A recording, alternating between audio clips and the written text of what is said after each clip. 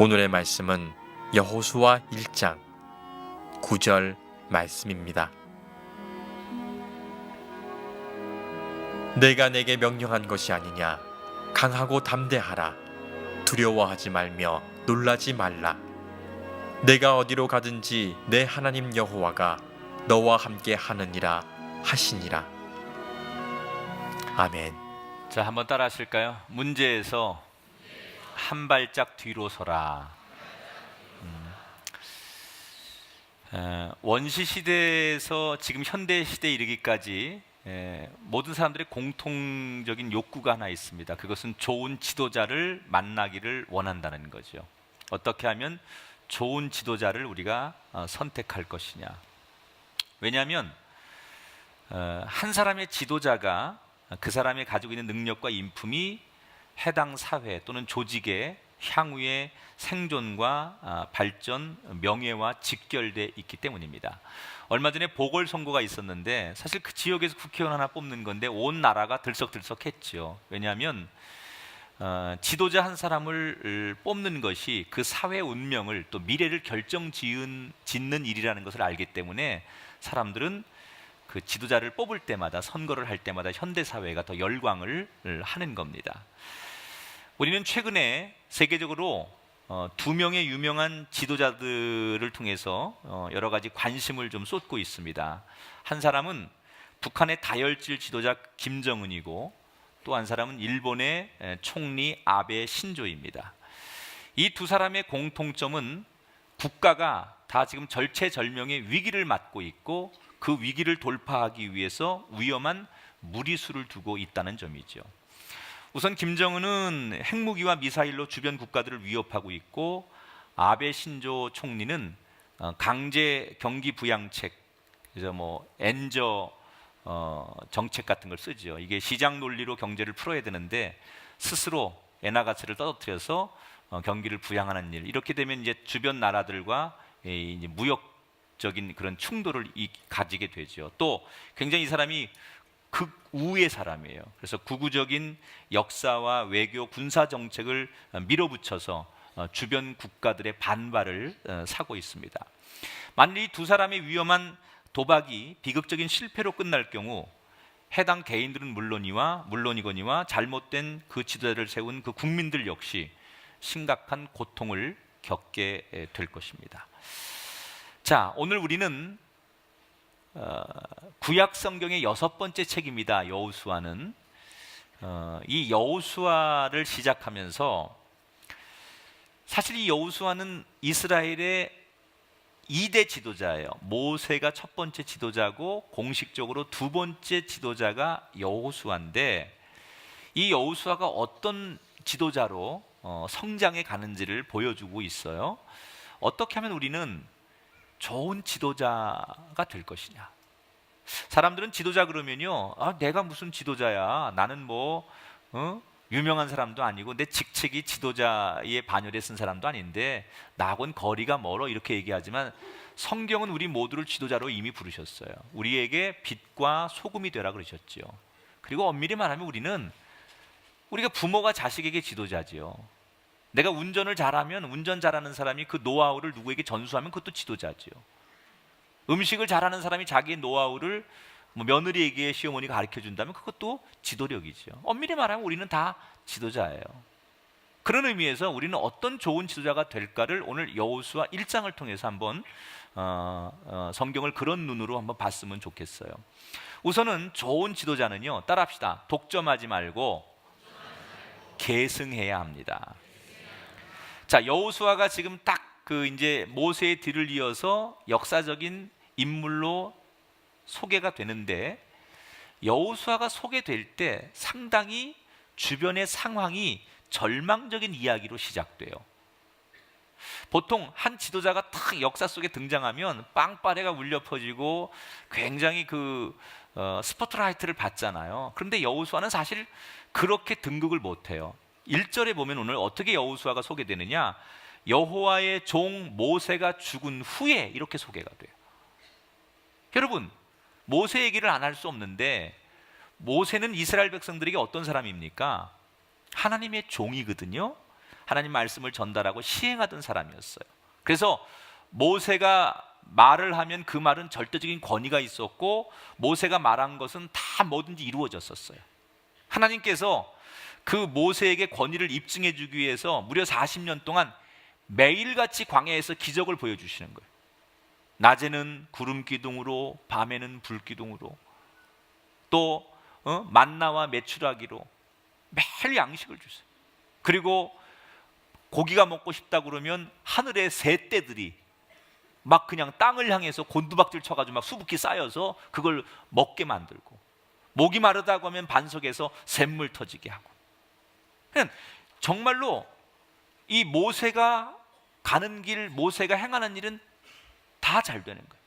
또 광야 40년 동안 아무리 용맹하기로 소문난 민족들도 무기도 변변치 않은 오합지졸 같은 이스라엘 백성을 절대 이길 수가 없었어요. 한마디로 모세가 지난 40년 동안 이끌었던 광야의 생활은 기적이 상식이었던 시기였어요. 자, 이런 모세와 함께 40년을 걸어온 이스라엘 백성들은 모세를 어떻게 봤을까요? 모세가 하나님인 거예요. 모세를 바라보면서 모세 이꼬르 하나님, 모세는 하나님이다, 하나님과 다를 바가 없었어요. 적어도 이스라엘 백성들의 마음속에 모세 이외에 다른 지도자는 생각할 여유가 없었어요. 왜? 너무 완벽한 지도자예요. 그래서 모세 말고는 그들의 마음속에 다른 지도자는 상상도 하지 않습니다. 그런데 하나님과 같았던 모세가 죽었어요. 그것도 약속의 땅 가나안을 바로 목전에 두고, 이제 가나안까지 잘 왔어요. 그리고 마지막 큰 전쟁 한번 치르고 나면 가나안이 자기네 땅이 되는 거예요. 바로 그 직전에 모세가 죽었어요. 너무 중요한 상황인데 이스라엘 백성들의 그 당시 마음 상태는 어땠을까요? 완전히 공황 상태예요. 자기들이 철석같이 믿었던, 그리고 40년 동안 왔던 마지막 중요한 지금 시기에서 모세가 죽었다라는 것은 이 백성들에게는 너무나 완전 공황 상태에 빠진 상황이 됐어요. 그러니까 여호수아가 사실 지도자로 등극할 때는 상황이 굉장히 어려운 상황에서 모세의 후임자가 됐다는 거예요. 이스라엘 백성들이 여호수아를 어떻게 바라봤을까요? 진짜 지도자감으로 바라봤을까요? 절대 그렇지 않아요. 워낙 모세가 출중했고 모세가 차지하는 비중이 컸기 때문에 이스라엘 백성들은 여호수아를 진정한 지도자로 여기지 않습니다. 자기들이 지금 만난 이 여러 가지 위험한 일을 돌파할 만한 그런 리더로 여호수아를 그렇게 인정하지 않아요. 왜? 이스라엘 백성들 마음속에는 여호수아는 한낱 모세의 부하에 불과해요. 스텝이죠. 오늘 1절에 보니까 모세의 수종자 눈의 아들 여호수아 이렇게 소개해요. 수종자라는 얘기는 부하라는 얘기예요. 그냥 그를 도와주는 조력자, 스텝이라는 얘기예요. 그러니까 이스라엘 백성들 마음속에 여호수아는 모세를 돕는 사람 정도지 그가 모세를 대신할 만한 사람이 아니라고 생각을 하는 거예요. 이 사실을 여호수아도 너무나 잘 알고 있었어요. 그럼 하나님은 왜 역사를 체인지할 때 가장 좋은 환경, 좋은 조건에서 모두가 동의하도록 여호수아를 역사 속에 등장시켜야지 이렇게 최악의 상황에서 모세를 내리고 여호수아를 등장시킨 걸까? 2절에 보니까 내 종 모세가 죽었으니 네가 지도자가 되어야 된다는 거예요. 자, 하나님은 어떤 의도가 있으셨을까요? 여러분, 모세가 아무리 위대해도 하나님의 입장에서는 모세는 그저 한계가 있는 인간일 뿐이라는 거예요. 이스라엘 백성들이 그 모세가 하나님 존재같이 여겨지고 그를 그렇게 믿는다 할지라도 실제로 지금까지 했던 일은 모세가 한 일이 아니라 하나님이 하신 일이에요. 그래서 하나님은 너희들이 아무리 하나님처럼 여기고 모세가 대단한 것 같아도 인간에게는 한계가 있다라는 것을 분명히 가르쳐 주시는 거예요. 여러분, 좋은 리더는 내가 언젠가 끝이 있다라는 것을 아는 거예요. 그래서 이 자리에서 내가 언젠가 내려가야 될 시기가 언제인지를 알고 그 자리를 내려갈 줄 아는 사람이 좋은 리더라는 거예요. 시작과 끝, 특히 마지막 끝에서 내가 내려가야 될 그 타임을 놓치면 그 지도자는 추악해지죠. 사람이 너무너무 평생을 잘해왔는데 그 마지막 내가 내려가야 될 자리를 놓쳐버리면 그 사람이 추악해진다는 거예요. 저는 오늘 이 하나님의 의도를 보면서 우리가 세상 일을 하든 하나님의 일을 하든 간에 자기가 어떤 일을 하면서 독점하려고 하면 안 돼요. 그건 하나님이 원하시는 지도자가 아니에요. 이 일은 내가 탁월하니까, 내가 그동안 해왔던 일이니까 나만 해야 돼 라고 독점하는 것은 좋은 리더가 아니라는 거예요. 좋은 리더는 계승하고 발전시키려고 노력해야 된다는 거예요. 여러분, 인간이 동물하고 다른 점이 뭐예요? 동물은 태어나면 다시 시작하는 게 처음부터. 그러나 인간은 이전에 다른 사람들이 만들어 놓은 업적과 문명을 갖다가 받아들여서 그것을 더 발전시키고 계승한다는 거죠. 그래서 인간의 문명은 날마다 업그레이드 되는 거예요. 그런데 지금 사실 저는 우리나라 교육에 지금 가장 큰 제가 볼 때 문제 중에 하나가 역사 교육을 너무 안 시킨다는 거죠. 지금 제가 중고등학교 커리큘럼을 이렇게 물어보니까 역사 교육이 점점점 사라지고 있는 거예요. 뭐 여러분, 아이들이 글로벌 시대니까 영어 잘하고 외국어 잘하고 이거 좋지요. 당연히 그렇게 해야 되지만 역사를 등한시하면서 우리가 세계로 나가는 건 정체성이 없는 거예요. 얼마 전에 우리나라 청소년들에게 3.1절을 써놓고 이거 읽어보라 그랬더니 전부 80%가 3.1로 읽더래요. 3.1절이라고 못 읽고 3.1로 읽더라는 거예요. 3.1절이 뭔 줄 몰라요. 우리 세대가 지나면 어떤 아픔이 있었고 어떤 역사적 교훈을 통해서 우리가 뭘 해야 되는지 모른다면 이 민족에게 아무리 영어를 잘하고 아이들 아무리 잘 키워놓은들 정체성이 없는 이 아이들이 과연 나라를 위해서, 아니 서로가 희생하며 좋은 지도자 될 수 있을까? 지금 현대인들은요, 앞선 사람들의 업적과 전통에 대해서 무관심합니다. 특히 내 앞에 선임자들이 이룩해 놓은 업적과 지식과 기술을 거들떠보지 않고 자기가 딱 그 자리 가면 기존의 건 다 무시하고 거들떠보지도 않고 자기의 스타일만을 고집해요. 어떻게 하면 내가 확보한 지식과 기술을 다른 사람들에게 보급하려고 노력하지도 않는다는 거예요.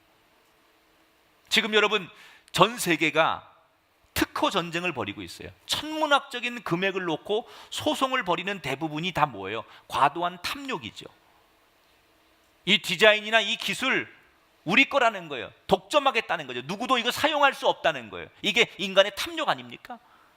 여러분, 역사적으로 어떠한 천재적인 발명가나 세계적인 연구기관도 기존에 이미 지식과 기술에서 완전히 동떨어진 업적을 이룩하진 못해요. 아무리 혁명적인 발명품이나 발전이라 할지라도 사실 기존의 기술과 지식이 존재하기 때문에 지금의 그게 나오는 거예요.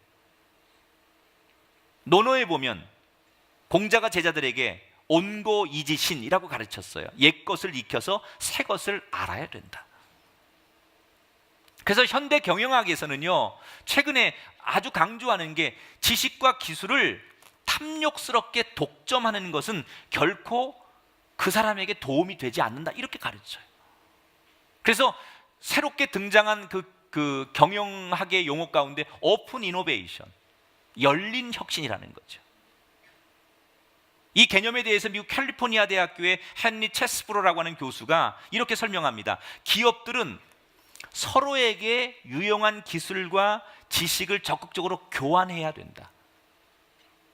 그러니까 독점하면 안 된다는 거예요. 옛날처럼 우리만 그걸 가지면 안 되고 그걸 서로 교환하는 그런 구조가 돼야 된다는 거예요. 한 예로 세계적인 의료기기 회사인 메드트로닉은 새로운 아이디어의 99%를 외부에서 얻는다라고 발표했어요. 여러분, 인간의 창조는 무에서 유를 만드는 게 아니에요. 아무것도 없는 거에서 뭐를 만들어내는 건 하나님만이 하시는 거예요. 그거는요, 혼돈과 흑암과 공허 속에서 뭔가를 창조하는 건 그건 하나님의 영역이에요. 인간의 영역은 무에서 유를 만드는 게 아니라 무언가 있는 것, 기존의 유에서 유를 만들어내는 거예요. 기존에 우리가 알고 있는 어떤 지식과 기술을 통해서 보완하고 또 수정하고 개선하고 재조합하는 거예요. 그래서 업버전이 되는 것, 그것이 인간이 하는 창조지요. 나는 무에서 유를 만든다. 천만의 말씀. 그건 인간이 하나님의 영역에 도전하는 거라는 거죠. 그러므로 우리는 나보다 앞선 사람들의 업적을 잘 이어받아서 그걸 개선하고 발전시키는 리더가 돼야 돼.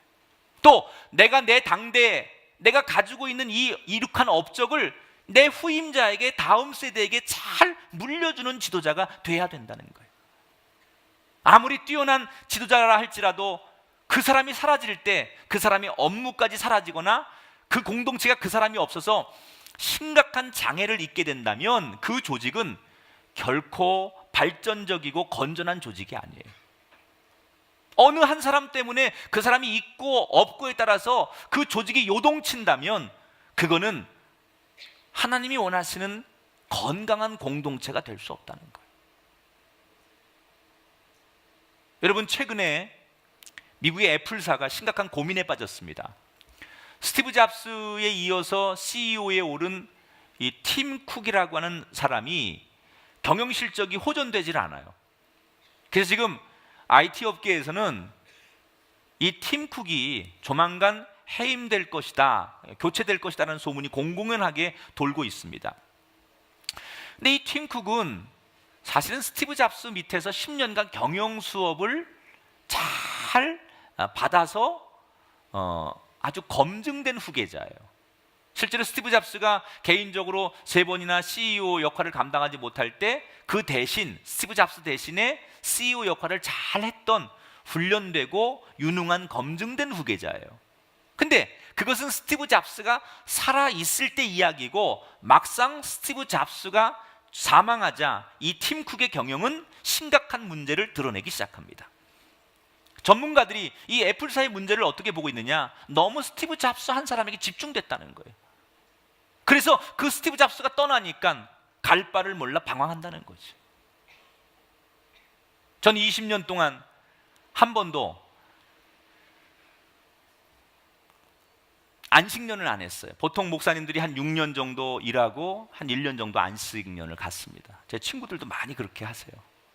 근데 저는 제가 개척한 교회인데다가 목회하는 게 너무 재밌고 또 체력적으로 내가 아직은 건강하고 에너지가 있는데 굳이 쉴 필요가 있느냐, 그래서 안 했습니다. 근데 최근에 내가 그 안식년을 좀 가져야 될지도 모르겠다라는 그런 기도를 좀 하게 돼요. 근데 제가 만약에 안식년을 갖는다면 전 2가지 이유에서 안식년을 가지려고 해요. 첫 번째는 저를 좀 업그레이드 시켜야 되겠다. 왜냐하면 제가 20년 동안 제가 그동안 준비하고 제가 알고 있는 걸 다 써먹었어요. 바닥이 났어요. 응? 그래서 나도 뭘 좀 공부하고 좀 이렇게 자료도 좀 가지고 오고 새로운 것에 대한 트렌드도 좀 내가 익혀서 또 10년을 또 끌고 갈 수 있도록 그렇게 만들어야 되지 않느냐. 나를 업데이트하는 것이 교회를 발전시키는 거 아니겠느냐. 이런 생각 첫 번째 하고요. 두 번째, 제가 도전하고 싶은 건, 제가 만약에 안식년을 갖는다면 이 두 번째 이유도 상당히 커요. 김학중 목사가 없는 이 꿈의 교회가 잘 굴러가기를 바라는 거예요. 지난 20년은 제가 개척해서 제가 목회 철학을 여기에 이입하고 사람을 세우고 스태프들을 구성하고 이 교회를 건축하는 모든 걸 진두지휘했어요. 그러나 언제까지 김학중 목사가 하는 목회로만 갈 거냐는 거죠. 언젠가 저도 이 자리에서 내려와야 한다면 내가 없어도 이 교회가 그냥 정말 이전처럼 건강하게 잘 굴러갈 수 있는 교회인가를 확인하고 싶은 거예요. 제가 최근에 광교에서 예배를, 광교는 3번 드리거든요. 근데 제가 2시 반에 가서 설교를 합니다. 여기서 예배 마치면 이제 저는 차 안에서 김밥 하나 먹고 한 줄 먹고 그냥 차 타고 가는 거예요. 점심 먹을 시간이 없죠. 그리고 2시 반에 설교해요. 한 5개월 됐는데 한 450명 정도 출석해요 지금.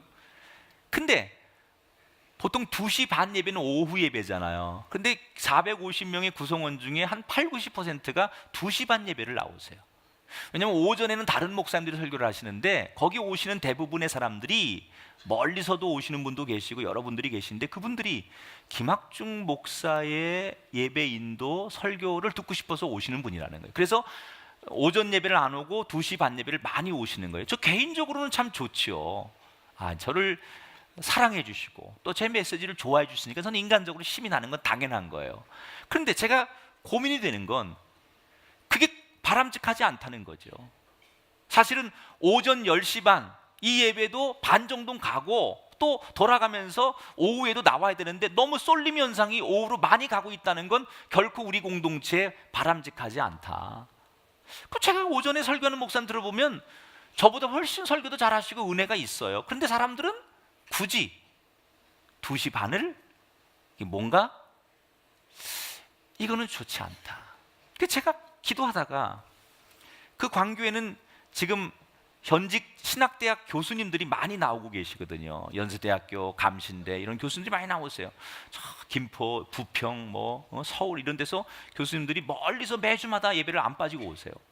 그 최고의 석학이고 목사고 신학자들인데 그분들이 제 설교를 듣고 은혜 받고 갑니다. 그러고 가는데 제가 그분들 다 모아가지고 부탁했어요. 나를 도와주시려고 이 교회 와서 은혜 받는 거 좋지만 당신들이 그 능력 가지고 10시 반에 매주 교수님들이 현직 교수님들이 설교하는 트랙을 만들어보세요. 그래서 적어도 오후 2시 반에만 나가야만 되겠다라는 생각에서 이 다양한 목사님들 훌륭한 신학자들의 설교가 현장에서 선포되면서 사람들이 여기도 있구나라고 이렇게 균형 잡힌 교회가 되면 좋겠다라고 내가 제안을 했더니 교수님들이 목사님이 그렇게 원하시면 얼마든지 그렇게 하겠다고. 그래서 앞으로 그런 트랙으로. 여러분, 하나님은 내가 대단하기 때문에 내가 모든 걸 주고서 모든 걸 좌지우지하는 걸 절대로 원하시지 않는다는 거예요. 내가 없어도 하나님의 일은 계속 진행되는 것.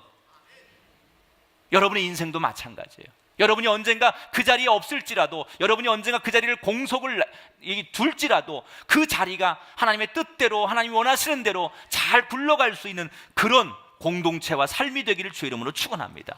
하나님께서 여호수아에게 선임자 모세가 죽었다고 당황하지 말고 모세의 신앙과 지식과 경험을 잘 이어받으라는 거예요. 잘 네가 이어받으라는 거예요. 모세 무시하고 이제 내 시대가 되었으니까 개혁하겠다 그러지 말고 이어받으라는 거예요. 우리나라 정부는 정권 바뀔 때마다 무슨 부처의 이름을 다 바꾸고 통합하고 자르고 이게 뭡니까? 외국은 안 그래요. 웬만하면 정권이 바뀌어도 새로운 정부가 탄생해도 그 원래 가지고 있던 기존의 질서를 그대로 받아들이는 거예요. 그리고 그 안에서 좋은 거는 계승하고 거기에 업데이트하는 거예요. 하나님이 원하시는 리더는 잘 수용하고 계승하고 그리고 내 역할을 감당하는 사람, 이 은혜가 우리에게 있기를 주의 이름으로 축원합니다. 두 번째, 우리는 오늘 좋은 리더가 되기 위해 따라합시다. 큰 도화지를 준비합시다.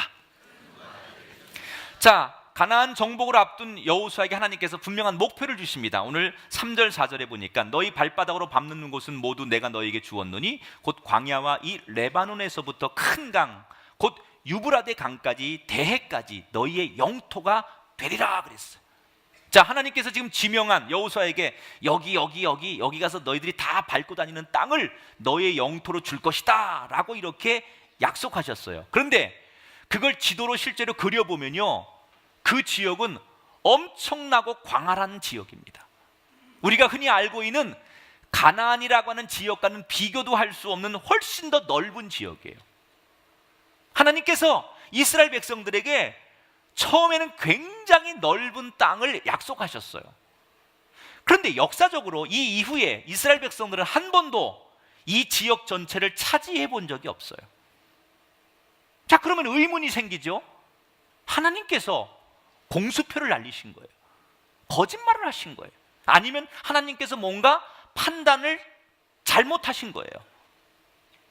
그 하나님이 불완전하신 분 아니냐 이렇게 우리가 생각하는데 아니에요.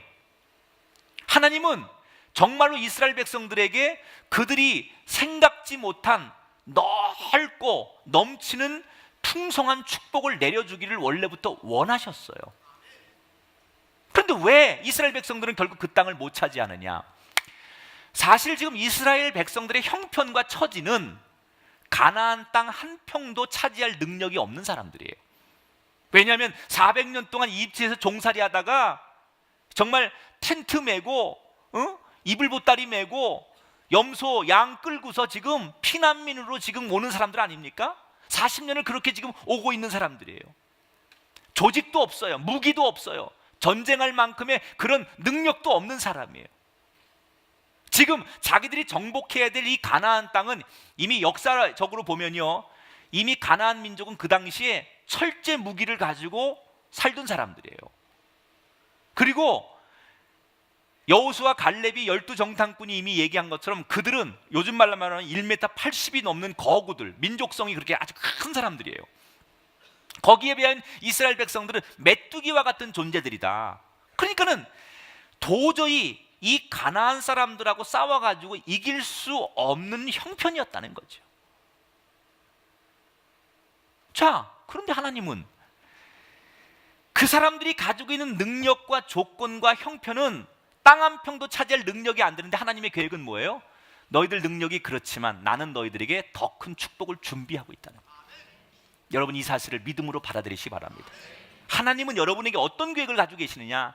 나는 참 너무 세상적으로는 못 배우고 내가 가지고 있는 지위와 능력과 기술과 이런 것들이 한계가 있다고 생각하죠. 그래서 나는 요만큼만 돼도 잘 된다고 생각하죠, 우리 생각은. 그러나 하나님은 하나님의 자녀가 된 여러분에게 여러분이 상상하지 못한 더 큰 축복을 언제나 계획하고 계신 분이에요.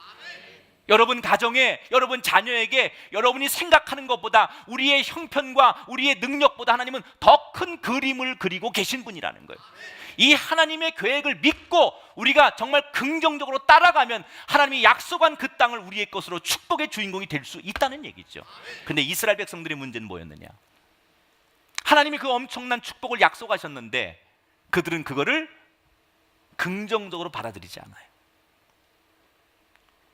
적극적이고 성실하게 그 하나님의 약속을 자기 것으로 이루려고 노력하지 않아요. 싸우는 게 겁나고 전쟁하는 게 무섭고, 그래서 그들은 하나님이 약속하신 땅을 차지하는데 소극적이었어요. 부정적이었어요. 분명히 하나님은 그들이 가지고 있는 조건과 형편보다 훨씬 큰 그림을 그리고 계신데 이스라엘 백성들은 그 그림에 맞게끔 살지 않고 더 소극적이고 더 부정적으로 살았기 때문에 하나님이 약속한 땅을 차지하지 못했다는 거예요.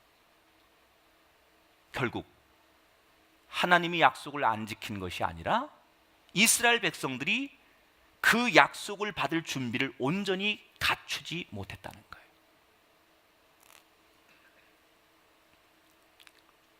지금 우리나라 정부에서 가장 요즘 많이 외치고 있는 용어 가운데 하나가 창조 경제예요. 창조 경제. 많이 들어보시잖아요? 이게 뭘까요? 말 그대로 새로운 일에 도전하라는 거예요.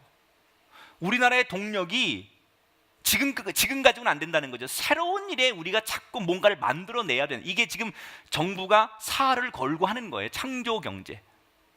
그런데 사실 우리나라 젊은이들을 요즘 보면요, 창조 경제와는 완전히 거리가 멀게 살아요. 요즘 젊은이들이 생각하는 최고의 자기들의 인생의 큰 비전은 뭐냐? 대학을 졸업하고 공무원 임용 시험에 합격을 하는 거나 아니면 대기업에 취직하는 데 모든 관심이 다가 있어. 좋은 대학 가는 이유? 대기업 가기 위해서. 만약에 내가 공무원 임용 시험만 합격하면 다니던 대학도 미련 없이 자퇴할 수 있어요. 물론 젊은이들이 대기업에 가서 공무원이 돼가지고 생활한다는 거 나쁜 거 아닙니다. 안정된 직장, 좋은 환경에서 근무하는 것이 나쁜 일은 아닙니다.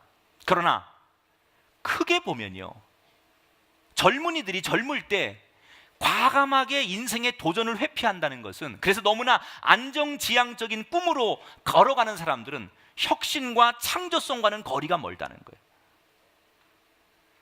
젊을 때는 무모한 도전이 필요해요. 남들이 안 가는 길을 선택해봐야 돼.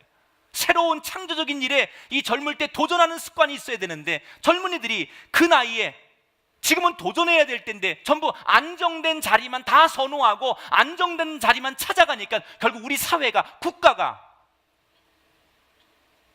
글로벌 네트워크에서는 한참 가면 갈수록 뒤처질 수밖에 없다는 거예요. 여러분, 정치, 경제, 사회, 문화, 경제, 이 모든 것을 쥐락펴락하는 전 세계의 가장 파워풀한 나라가 이스라엘 아닙니까? 이 이스라엘이 세계적인 그런 그 리더 국가가 될 수 있었던 큰 신 가운데 하나가, 이스라엘은 너무너무 유명하죠. 창업 국가예요. 창업 국가. 지난 4월 23일 한 국내 언론이 이스라엘의 그 중앙은행 총재 스탠리 피셔라고 하는 사람하고 인터뷰를 했어요. 근데 이 피셔 총재가 거기서 인터뷰하면서 이런 얘기를 합니다. 창업은 유대인의 영혼입니다. 이분이 이스라엘 교육에 대해서 이렇게 설명합니다. 이스라엘 땅이 좁고 인구가 적고 자원이 부족하다는 단점을 이스라엘은 갖고 있습니다.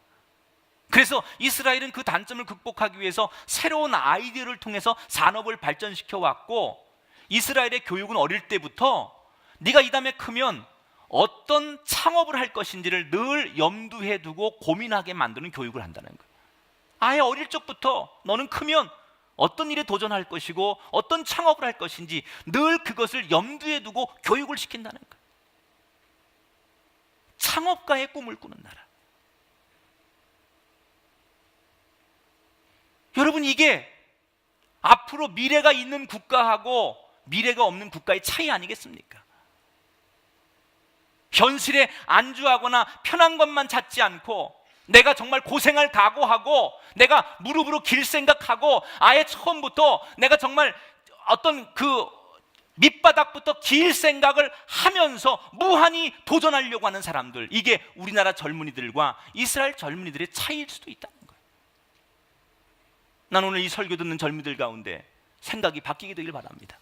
남들은 편안한 길 가고 남들은 안정된 길 가려고 할 때 여러분 도전하십시오. 왠지 아십니까? 하나님은 여러분이 가지고 있는 능력보다 더 큰 그림을 그리고 계세요. 하나님이 여러분이 가지고 있는 재능보다 더 크게 사용하실 준비를 하고 계시다는 거예요. 내가 그 하나님의 계획에 반응하고 내가 긍정적으로 살면 누구도 이룰 수 없는 꿈을 우리는 이룰 수 있다는 거예요. 여러분, 그 작은 모델이 저 아닙니까? 저는 신학대학 졸업하고요, 저도 부목사 할 수 있었죠. 좋은 교회 가가지고 부목사 생활하면서 편안하게 목회하고 안정되게 살 수 있었어요. 근데 저는 도전했거든요. 개척하겠다. 제가 부천에서 쭉 자랐어요. 그 교회에 있었는데, 원미동에 있는 교회에서 있었는데, 졸업할 때 되니까 목사님이 그 당시에 중동 신도시가 생겼는데 거기에 교인들 한 10가정 정도를 떼줄 테니까 가서 개척을 하라는 거예요. 근데 저는 개척을 할 거라면 그것도 도움받고 싶지 않았어요. 내가 초등학교, 중학교, 고등학교 거기서 나왔는데 고향 땅에서 그러고 싶지 않았어요. 그래서 목사님 개척할 건데 저는 도전하겠습니다. 내가 아주 밑바닥부터 다시 겨보겠습니다. 그래서 아무도 없는 데 가겠습니다. 그리고 안 산다 그러면 사는 안산에 온 거예요. 그리고 안산에서 개척을 했어요. 정말 제가 올 때 여기 안산에 누구 전화번호 하나 내가 아는 사람이 없이 정말 허벌판 같은 곳이에요. 태어나 처음 와본 곳이에요. 개척을 시작했어요. 이미 제 마음속엔 언제까지 이런 개척에 고생을 할지 마음이 돼 있었거든요. 편안하게 목회할 생각 없었거든요. 내 평생 아마 내 당대에는 맨날 건축하고 맨날 교회 짓고 뭐 하기, 나는 평생 그렇게 할 거다, 그런 각오가 이미 돼 있었거든요. 그래, 도전하자. 편안한 데 목회하지 말고 다 된 것, 안정적인 삶 선택하지 말고 나도 무한히 도전해보겠다, 그런 각오가 있었다는 거예요. 근데 하나님은 내 능력보다 나를 더 축복하시는 거예요. 내가 가진 재능과 내가 가지고 있는 그런 은혜보다 하나님은 더 큰 은혜를 베푸시더라는 거예요. 여러분 이 주인공이 되십시오. 여러분 나는 요거밖에 안 되는 사람이지만 하나님은 그거보다 훨씬 더 큰 그림을 그리고 계십니다.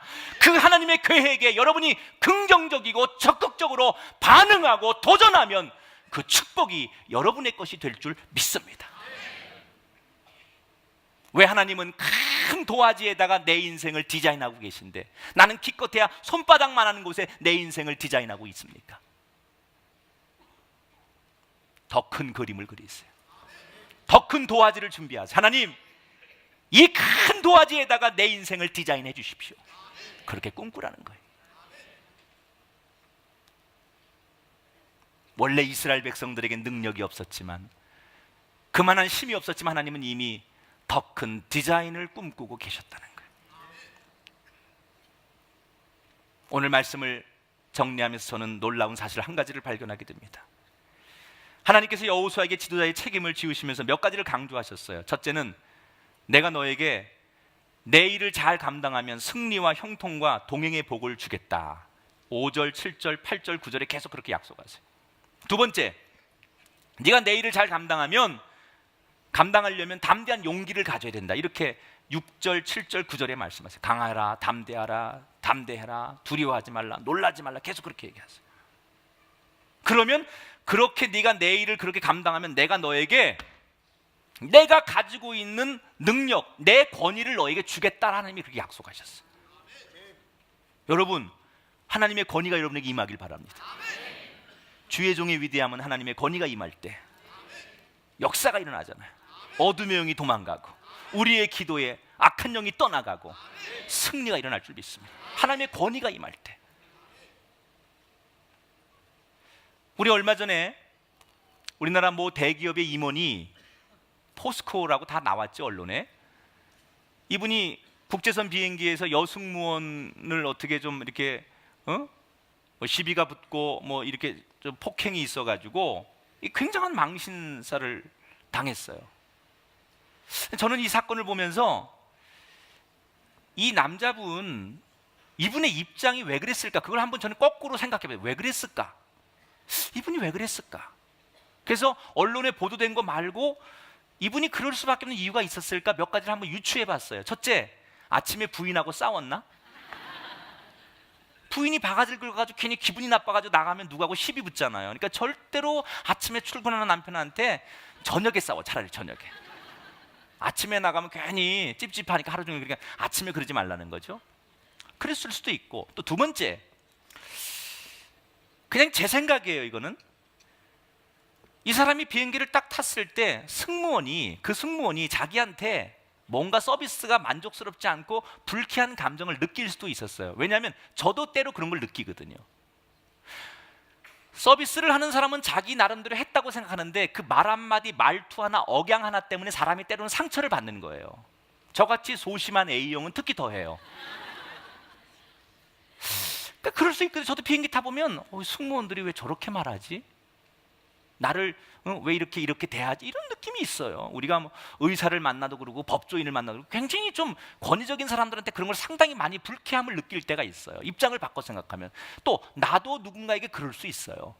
그러니까 이분이 그런 묘한 기분 나쁜 감정을 애초부터 느낄 수도 있었을 것이다. 그러나 그 과정을 보면, 프로세스를 보면 이분의 그 얘기는 너무 지나치죠. 예를 들어서 기분 나쁘면 뭐 윗사람한테 항의를 하거나 한번 혼내고 말았어야 되는데 계속 내내 지나치게 그랬다는 거예요. 그러면 이 사람의 문제는 뭘까? 이런 거죠. 자기가 포스코에서 임원이기 때문에 그 회사 내에서 자기가 굉장한 권위가 있으니까 자기 말에 다 누구든지 순종을 하겠죠. 자기 말하면 다 예예 그리고 굽실거렸겠죠. 그런데 회사 내에서나 자기가 그 권위가 있는 거지 회사 밖에 나와서까지 임원은 아니잖아요. 그게 첫 번째 문제고, 두 번째는 권위라는 것은요, 자기가 굳이 권위를 내세우려면 정당해야 되는 거예요. 회사 내에서도 자기가 임원으로서의 권위가 드러나려면 자기가 하고 있는 업무가 정당할 때만 밑에 사람이 그 일에 대해서 인정을 하는 거예요. 저도 우리 목사님들 때로는 아주 어느 때는 좀 강하게 질책도 하고 많이 제가 이렇게 여러 가지 충고를 할 때도 목회에 관련된 일을 하지 목회에 벗어난 일을 얘기할 수는 없거든요. 오늘 밥 3끼 먹었냐 4끼 먹었냐 이런 거 가지고 얘기 안 하거든요.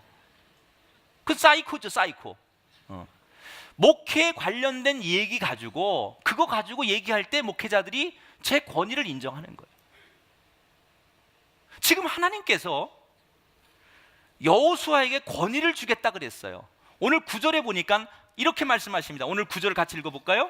내가 내게 명령한 것이 아니냐.